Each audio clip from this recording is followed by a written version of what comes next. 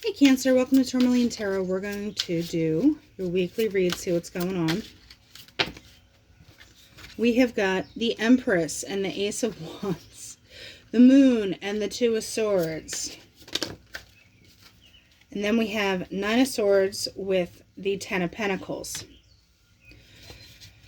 So, Empress, Ace of Wands. There's a really strong beginning here. Or somebody is, doing stuff, you know what I mean? But with the Moon and Two of Swords, there's some element of decision where you start off with a bang, no pun intended, potentially, but it kind of leaves you in this, I don't want to say with the Nine of Swords, there's concern about messing up. It's like, well, we had this going so well, I don't want to make the wrong decision, because then I'm going to mess up this Ten of Pentacles. So there's a fear of, I get overthinking.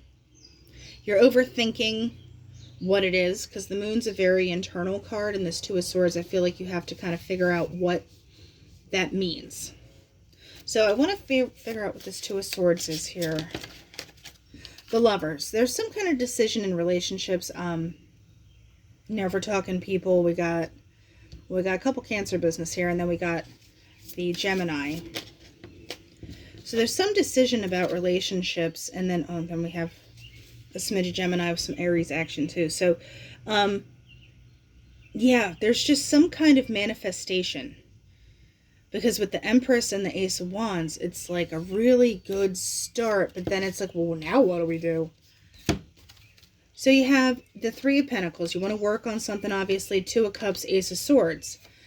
I feel like whatever relationship, it's like coming out gangbusters, but then how the next step? How does this grow into the Ten of Pentacles? Does it have Ten of Pentacles potential? And I think that's what you could be figuring out with the Magician. It's like all this stuff is there to make things happen. Knight of Wands. Someone could not be the most mature, or they could just be a little impetuous, and it doesn't seem like they're locking it down. The Two of Wands, though, does speak to like, okay, they see that the opportunity's there. It's like, how are they going to work with it? How are they working with the Wheel of Fortune? I love this card. I feel like it sorts itself out. I know that's so trite, but it's, for as much thinking as you put into it, it's like in the time that you're spinning it around in your head, the universe is like, I got this. I was already working on this. I've already taken care of it. Nuts and bolts. We're on it. Because what is this Magician about? What?